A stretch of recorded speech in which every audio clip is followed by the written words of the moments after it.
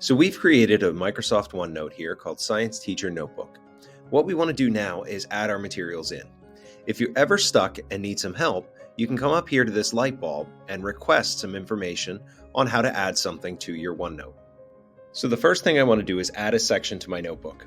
These are the plastic tabbed versions of a physical notebook that help you organize your material.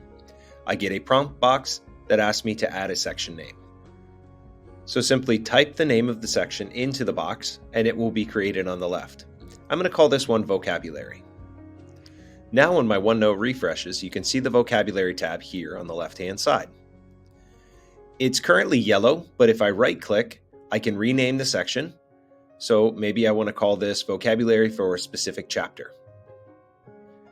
I also, when I right-click, have an option to delete that section or change the section color if you're a person who likes to color code things.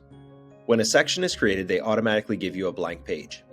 Type the title for that page into the title section at the top here, and you'll see that it names the page on the left-hand side.